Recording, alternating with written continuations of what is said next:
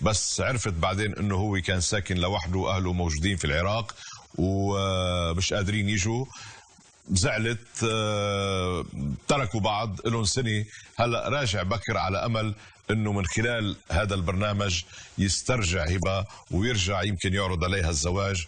بقى هلا بنشوف، بس بدي اسمع وجهة نظر هبة بالاول من نادي هبة. اهلا اهلا بهبة، كيفك عيوني؟ كيف صحتك؟ اهلا وسهلا فيكي، تفضلي. كيف الصحة؟ والله الحمد لله. زميلي هبة مذيعة، وين مذيعة؟ أنا كنت بشتغل بسوريا الغد وهلا إن شاء الله بالبغدادية. إن شاء الله؟ بالبغدادية. بالبغدادية، أهلا وسهلا فيكي هبة. إلك زمان بتذيعي؟ لا ما كثير، يعني شي سنة. سنة بس؟ مش كثير. بعدي صغيرة. ايه منيح منيح، الله يوفقك. ومبسوطة بهالمهنة؟ أكيد طبعا. أكيد. وعندك معجبين ومعجبات لا هو وناس من دون بيكتبوا هالمهنة لي عندي معجبين على ومعجبات. الفيسبوك، على التويتر، شو؟ يب الحمد لله. الحمد لله. شو أخبار الأهل؟ والله تمام بسلام. وين عايشين؟ هون بمصر. بمصر. وأنتم من وين أساساً؟ أنا من سوريا. من أي بلد؟ من أي منطقة بسوريا؟ زبداني. الشام. من الزبداني، ريف الشام. أهلا وسهلا. طيب، يمكن عم تتساءلي انه ليش جيتي لهالاستوديو، ليش انا وجهت لك دعوه؟ والله انت قل لي ليش. بدك اقول لك ليش؟ عندي عرض لك. عرض؟ عن جد؟ اشتغل معك؟ تشتغلي معي؟ تشتغلي معي؟ اشتغل معك. هذا العرض اللي بتقدم لي اياه. اهلا وسهلا فيكي. اهلا فيك. ليكي هذا البرنامج مختلف، يعني مش لا برنامج مسابقات ولا برنامج حوارات ولا شيء. هذا البرنامج انساني، له طابع هيك خير. خير. ايه، وانت بتعملي خير. اكيد بتحاولي، يعني كل واحد منا يعمل خير. بس مش مطلوب منك تعملي خير. شلون؟ رح اقول لك شلون. في شخص غيري انا دعاكي، بس دعاكي بواسطتي. تمام. ايه، بدك تعرفي مين دعاكي؟ ايه اكيد بدي اعرف. اكيد. طلعي بهالشاشه.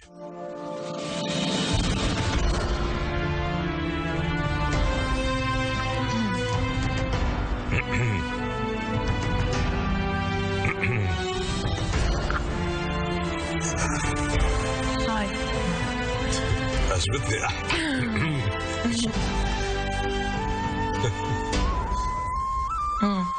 عرفتي؟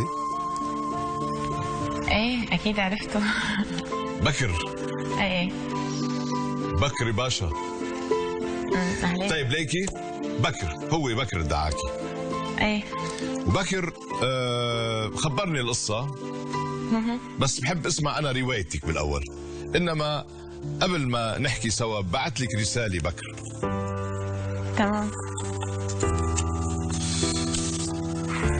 بدي أقرأ لك إياها. بالرسالة بيقول لك: حبيبتي هبة.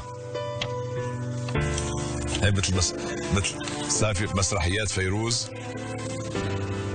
حبيبتي هبة، أنا أعرف أنني أخطأت في حقك. ظننت أنني أملكك لمجرد أني أحبك، لكنني كنت أخاف عليك وأخاف من فقدانك. أنت مذيعة ناجحة، ولو كنت مكان كل من يتعامل معك لأحببتك على الفور. وكيف لا وأنا شخصيا لم أستطع الفرار من هذا الحب. صحيح يا هبة أنك تظنيني كذبت عليك في البداية، لكنني والله سأرسل لأهلي في العراق. بالفعل لو وافقت الآن وسامحتيني ودعينا نبدأ صفحة جديدة. وأرجو أن تقبلي الزواج مني. قلت لك عندي عرض. حسبت منك. وأرجو أن تقبلي الزواج مني، وها أنا أطلب هذا أمام الدنيا كلها. نحن نستحق بداية أخرى، فلا تبخلي علينا بها. وأوعدك أن أصبح مثل ما تريدين، ولكن لا أستطيع أن أعدك بالكف عن حبك. وأنا في انتظار كلمة واحدة منك يا هبة تجددي بها أملي وحياتي. كلمة هي المسامح كريم. هاي رسالته. متيم الاخ. خبريني شوي عن العلاقه انت وياه. في علاقه جديه كانت؟ يعني هو بكر انا تعرفت عليه من خلال شغلي. صحيح. وطلب ايدي للزواج. نعم حال حكي. هذا اللي خبرنا اياه. ايه بكل احترام وبخوف الله ايه. ايه. بعدين؟ بعدين قلت له اوكي اعطيني فرصه وقت افكر. شرح لي ظروفه انه نعم. اهله موجودين وهيك وظروف كثير انه غير اللي انا بعد هيك اكتشفته بالصدفه يعني. من خلال زملائي انه لا بكر ما اهله مو معه. اهله بكر اصلا يعني كان قبل هيك خبرني يعني طالب بالايد اكثر يعني اكثر حدا غيري. فانا حسيت انه هو يعني مو عم يخدعني وبس، لا هو واحد بده يتسلى. عرفت؟ يتسلى. نعم. وانا شفت انه لا انا مو هالشخص اللي المفروض يتساوى معه هيك. برافو. فلما حكى معي حكيت معه اللي فيه نصيب. حكيت معه اللي فيه نصيب يعني. قلت له لا انت واحد كذاب وهيك. بهدلتيه فينا نقول. بهدلته. ايه. انا ما بدي اقول مشان هو هون يعني. ايه.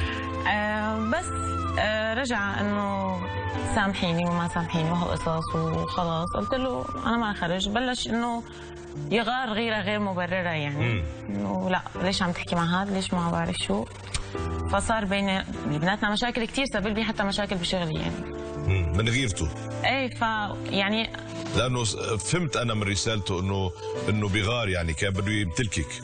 ايه بس يعني هالشيء بالموافقه بين الطرفين يعني. بس زاد فوق فوق الحد انه سبب مشاكل يعني. نعم. وانا لا ما بحب هيك. ايه. شو خدعك بغير قصه اهله؟ هل في شيء ثاني؟ شغلات كثير، انه مستوى المادي، انه ما بعرف شو رح اساوي عرفت؟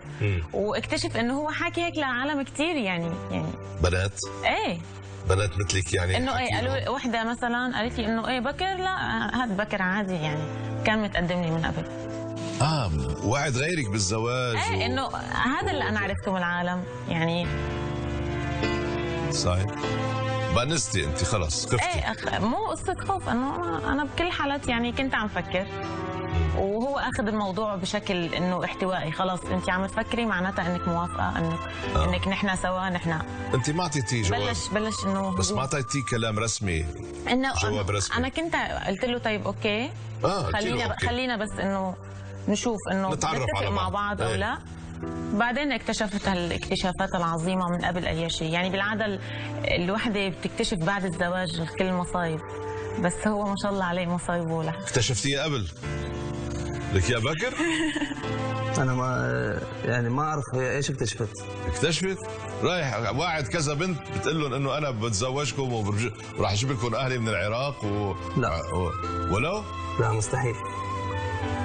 بس هي هذا الكلام اللي وصلها اللي غلط، اللي هي فاهمه وجهه نظر الناس ان هي صح وانا غلط. طيب صح. هلا اني جاي تقول لها كلام يا بكر. نعم. هلا جاي تقول لها لهبه كلام وطلبت بهالرساله ما شاء الله عليك بلغتك الفصحى وطالب يدها وبدك تتزوجها. طيب. بس ما بعرف بدك تحكيها كلام جدي شوي مش لا هو هي عارفه انه انا عندي طريقه بتعامل معاها انه دائما يكون الجو فرفشه بيننا. فهي حتى لما شافتني ابتسمت، بس هي ابتسمت حقدا ان هي خلاص انه هي واخذه قرار ان هي ما راح تكلمني. يعني احنا في يعني حتى في زعلنا ان في قرارات ان انا واخذ قرار ان لازم ترجع لي، وهي واخذه قرار ان هي ما راح تكلمني. طيب. وانا اليوم اطلع من هذا الاستوديو وهي مسامحتني. ضل بيته. طيب بس يمكن تسامحك بس ما بدها ترجع لك. والله لا هي ترجع لي ومسامحتني. انا عارف ان هي إيه الانسان اللي جواها. يعني انا ما بعرف انت براسك شيء وخلاص انه هذا هو العالم. اي طبعا انا عندي قرار وعندي ثقه بنفسي وشايف نفسي ان انا صح. مهضوم؟ بتلاقيه مهضوم؟ ها؟ كثير. مهضوم كثير؟ بضحك. طيب احكي معه. بدك يعني سامحك على شو طيب؟ انت لازم تسامحيني. عاجزه عن الحكي بصراحه. انت شوفي، انت الكلام اللي وصل لك غلط. ايه انا متابعك عشان انا رايدك، وانت عارفه ان انا بتابعك لهذا الشيء. اوكي، بس ولا انا كنت قلت لك بسألك. انه خلاص يعني كل واحد كل شيء اسمه نصيب. ماشي، بس هذا سعي مني، انه انا في شيء عايز اوصله لازم اسعي عشان يعني اوصل هو للهدف اللي مجرد أريده. انه انت بتسعى. نعم. انت بس عم تسعى. لا، بس انا ان شاء الله اوصل. وانت حتسامحيني اكيد، يعني انت مو بهالقساوه. انا طيب متأكد. يعني خلال هالفتره يا بكر، يعني ليش ما فكرت انه ترتبط بحدا ثاني؟ لا، هو هذا الشيء يعني يعني شوفي، احنا مو كل علي الكلام- صوتك. مو كل الكلام احنا رح نتكلم فيه هنا في الاستوديو، يعني اكيد بعد ما نخلص حنتكلم ولما نروح سوا مع بعض، صح؟ لا، ما رح نروح سوا مع بعض. نعم. ما رح نروح سوا مع بعض يعني. ما بعرف، انت اخذ الموضوع بالمزح لا، احنا بس لا مش إذا مزح، بنحكي- لا اسمحوا لي، مش اذا مزح. بنحكي عن جد بلاش لا. نطلع نرجع ابتسامة. مش مزح، في مصير يعني جاي. في عندك غايتين من مجيئك الى هون، اولا انك تقول لها تسامحني وتعذرك، ثانيا اذا قدرت واذا هي حابه ترجعوا لبعض وعندك مشروع زواج. بقى خلينا نبدا خطوه خطوه. طيب، اول خطوه بدها تسامحك، بتسامحيه على اللي تصرفوا معك، يمكن ما ضايقتي. بسامح كذاب، ما بسامح كذاب. ما بتسامحي كذاب، تعتبريه كذاب. ايه، كذب عليكي بس بقصه اهله يعني. خدعني، مو كذب علي وبس. هي هو كان عم يمارس خديعة علي، وانا كله انه حدا يستهين فيني او يستهين بذكائي، او انه هي شغله كثير حساسه.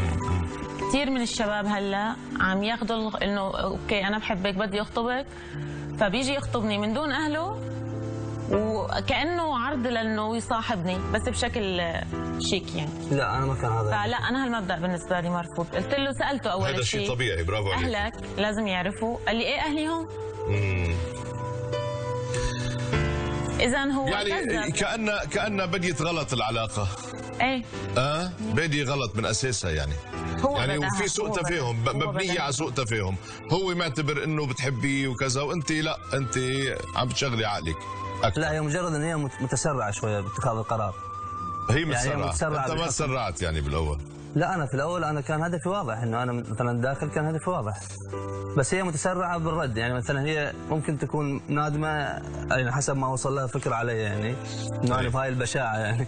ممكن يكون لها، يعني ممكن تكون نادمه عشان قالت انا اوكي انا موافقه بالاول بس خلي اهلك يجوا. هي هسه ممكن تكون نادمه على هذا الشيء، بس هو ماكو اي داعي للندم، انه انا مو الانسان ممكن الكذاب. تكون نادمة يا حما موجودة، اسألها نادمة أنت شيء؟ نادمة على شو؟ عشو؟ نادمه ان انت قلتي لي ان انت موافقه في الاول، يعني هذا اول شيء من القرارات اللي انت تسرعتي فيها. طيب هو صح كان من صالحي، بس انت سرعت فيها، بس ما اعطيتيني فرصه انه بمرور الايام راح اقول لك يابا في وضع في العراق انه اهلي ما راح يجون هسه، راح يجون اي مرور ايام، انه نضل مثلا شي سنه سنتين متصاحبين بعدين تقول لي على فكره. حتى الانسان لما يبتدي يزحف وبعدين يوقف وبعدين يمشي، يعني يعني في مراحل في الموضوع. طيب، هيدا الموضوع تقلكم شغله. هلا هي رح نضلنا بجدل بيزنطي بسموه، هيدا ما بيوصلنا لنتيجه، كل واحد من ميل. انا بعتقد العلاقه كلها مبلشه غلط. انت كان عندك افكار بكر، افكار تانية هي مش وارده عندها. بتصور يعني هبه عقلها طاغي على قلبها، يعني ما كان عندها مشاعر، يعني فكرت بالموضوع مش هيك، يمكن استلطاف، بس انه ما كان في حب، ما هيك؟ لا، هلا اجى هالشاب، اجى امام الملايين، اجى يعتذر منك ويحاول محاوله يمكن اخيره يسترجعك بعد سنه من القطيعه. بتحبي تعذريه، قولي له عذرتك.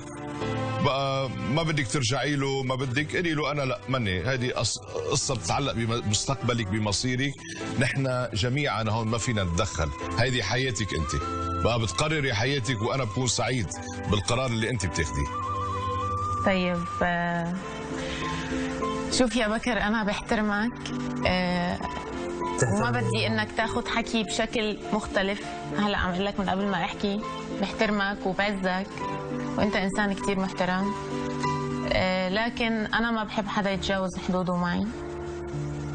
كل انسان انت بتعرف هالشي منيح، ان انا بحط له حدود، انت اجت فتره تخطيت هالحدود، تمام، وانا ما بسمح بهالشيء. بالنسبه لقصه انه نرجع او هيك، هاي القصه مرفوضه بالنسبه لي. هاي القصه مرفوضه بالنسبه لي. مرفوضه بالنسبه لك، فاذا خلص هذا جواب نهائي. جواب نهائي. جواب نهائي. هاي القصه يا بكر ما تاخذنا، مرفوضه. انا بدي اتشكرك. تسلم. بتشكرك على مجيئك وعلى قبولك هذه الدعوة، ونورتينا بهالاستوديو بجمالك وبحضورك، والله يوفقك بمهنتك، ويلا دايما خليكي هيك. اوكي، وسلمينا على الاهل جميعا هون وبسوريا. الله يسلمك. اوكي، باي باي، تفضل.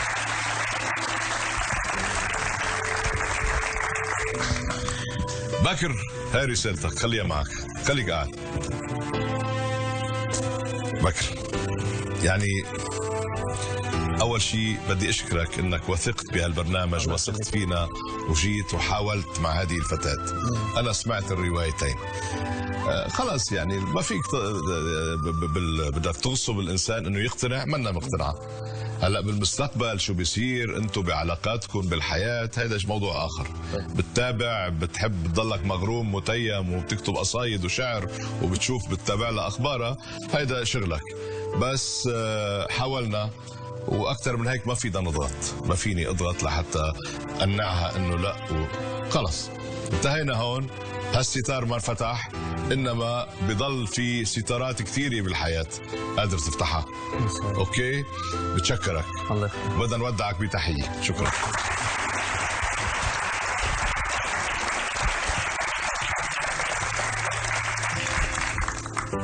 يعني أنا بحس إنه لازم نتعامل بهالبرنامج بشرف وبكرامة وبنزاهة أيضا وبأخلاقية مع الناس، في مستقبل، في مصير. يعني لما يكون في مجال للمصالحة بين بي وابنه، بين أم وبنتها، بين أم وابنها إلى آخره، ببذل جهد لحتى تصير المصالحة، لأنه المصالحة إيجابية. إنما أثر على شخص من شان غير له تفكيره بالمستقبل أو تغير له تفكيره بإنسان آخر، لا، هذا ما فعلته مع هبة ومع أي بنت كمان بتكون بهذا الوضع. القرار هو دائما قرار الفتاة، هي بتختار نصيبها وبتختار مستقبلها.